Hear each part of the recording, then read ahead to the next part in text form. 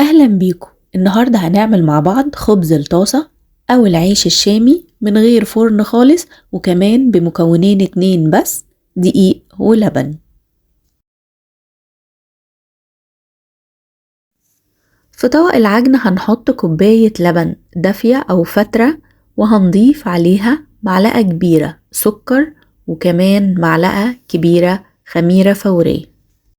لو انتي أول مرة تستعملي الخميرة لازم تختبريها الأول. هنضيف عليهم نص كيلو دقيق اللي هم تقريبا 3 كوبايات ونص،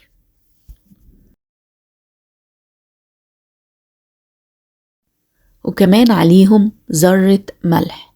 هحتاج نص كوباية لبن أو نص كوباية مية هحطها جنبي دي للعجن. وبس كده أقلب كل المكونات لحد ما تتشكل معايا عجينة لينة. لو حسيتي انها بتلزق معاكي ممكن تضيفي معلقتين 3 زيت عشان تلمي بيهم العجينة. عايزة تعجنيهم بلبن تاني ماشي، عايزة تعجنيهم بمية ماشي. هنحتاج من ربع لنص كوباية سائل، يا مية يا لبن.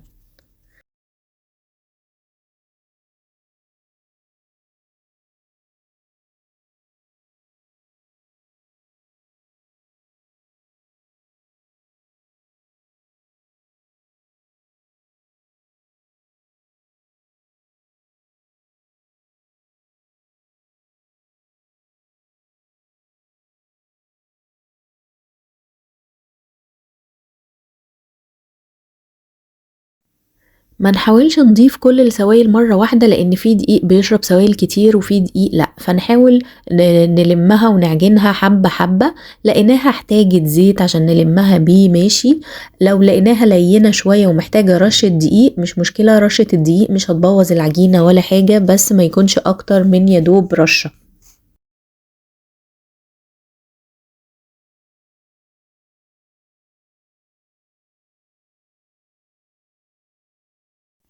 العجينة بتاعتنا بقت جاهزة، هغطيها واسيبها تخمر شوية.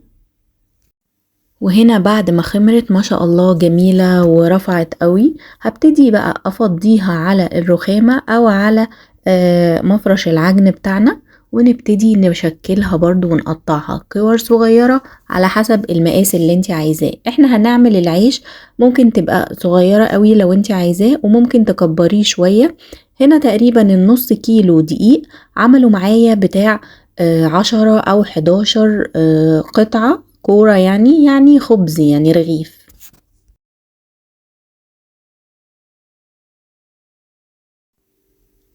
حاولي ان وانتي بتلفي الكورة تخدميها شوية في اللف برضو عشان الرغيف بتاعك يبقى مقفول ويتنفخ معاكي ويبقى من جوه مش معجن وهاشش.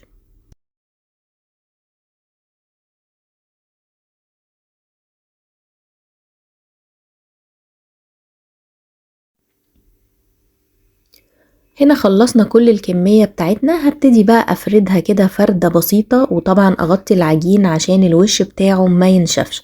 هفردها بالنشابة، ما ضغطش قوي بس هفردها كده وسمك بس رفيع، هي هتنفش معاكي لما تيجي تسويها.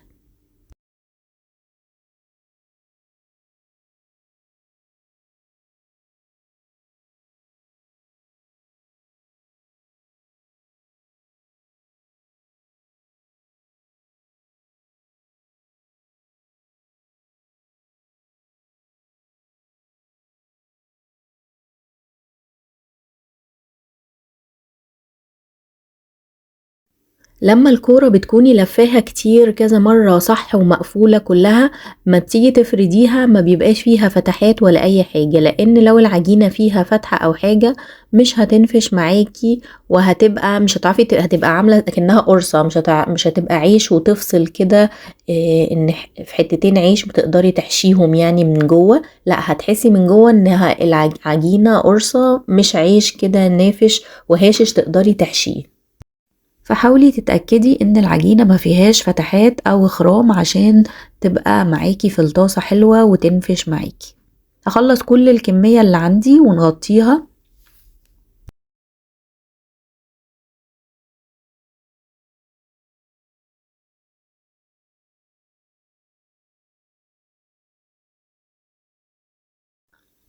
هنا فردت كل العيش اللي عندي، هنحتاج بقى نغطيه وما نسيبوش يخمر عشان ينفش معاكي. هنا بقى العكس، يعني مش هقولك سيبيه يخمر، لا ما تخمريهوش، لانه لما هيخمر معاكي خلاص هو ارتفع، فاما تيجي تحطيه على الطاسة مش هيرتفع تاني. فحاولي ان انتي يا دوبك انا خلصت تشتغلي بقى ايه في اول واحدة انتي فردتيها، وهنحطها على طاسة مش مدهونة اي حاجة. هنبتدي نقلبها كده على طول كل شوية، ما نسيبهاش تاخد تستوي من وش وناخد الوش التاني، لا نقلبها على طول.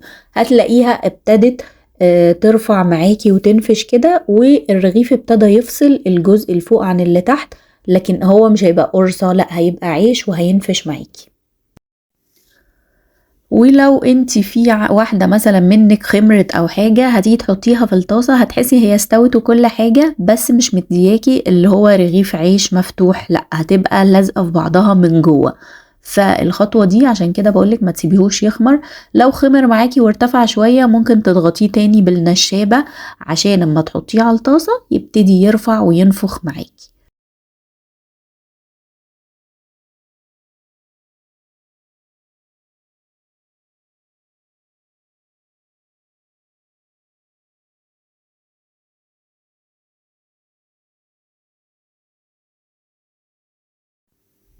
طالما نفخ معاكي كده اعرفي ان هو خلاص العيش من جوه فصل ومش هيبقى معجن، هيبقى عادي رغيف عادي مفتوح تقدري تحطي فيه اي حشو انتي عايزاه.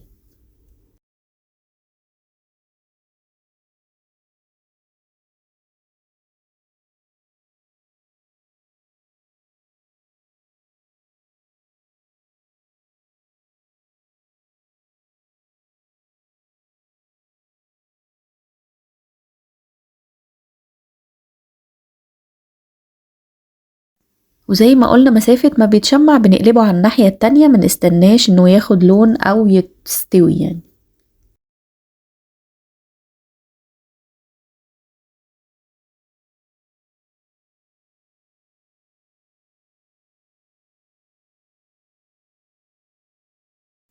لما نخلص هوريهولكم من جوه وهفتحه ونشوف معاكم قد ايه نفش وقد ايه استوى وقد ايه كمان طعمه وريحته حلوين قوي.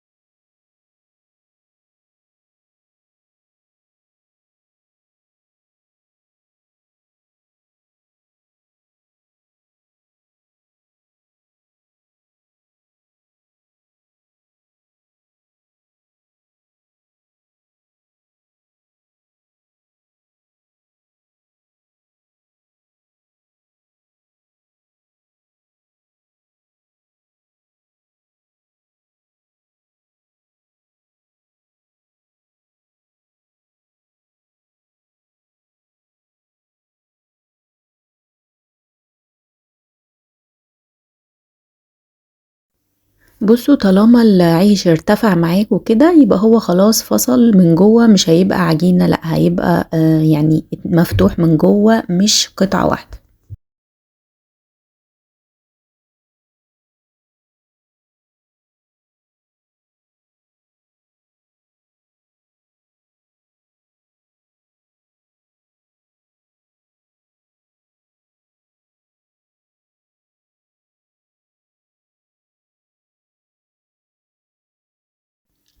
فعشان كده بقول لكم ما تسيبوهوش يخمر، لانه لو خمر خلاص ارتفع فمش بيرتفع تاني معاكي في الطاسة. هي قصة ان هو يرتفع دي عشان يبقى مفتوح من جوه عيش، مش احنا مش بنعمله قرصة، لا احنا عايزين نفتحه يبقى عيش.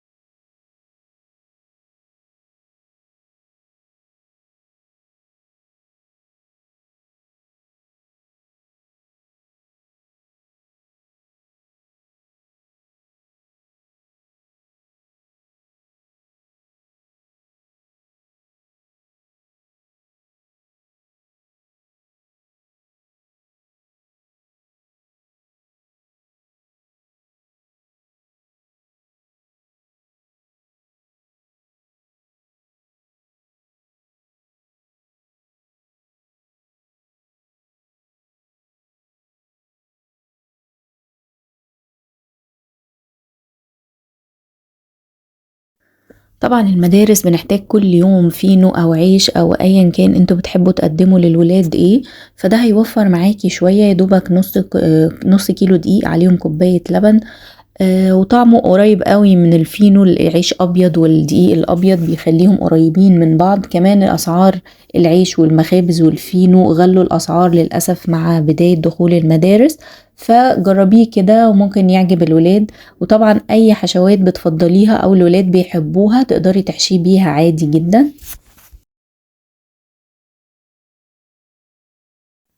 وده كان عيش الطاسة أو خبز الطاسة بتاعنا النهاردة، حبيت أقدمه مع جبنة وطماطم وفلفل.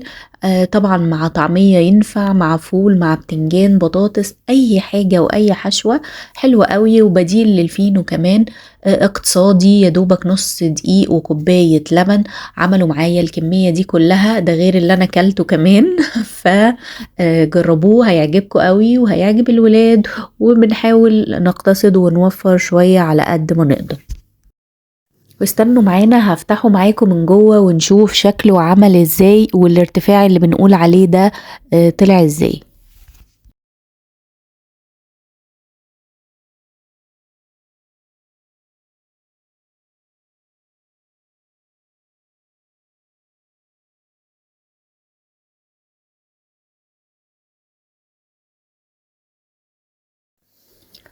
ادي العيش بتاعنا طعمه جميل جدا، اللبن مديله تست حلو وكمان طري وكمان نضيف، انتي ضمناه ما فيهوش حاجة شوائب، ما فيهوش زيوت انتي مش ضمناها، ف ضمنه كل حاجة فيه.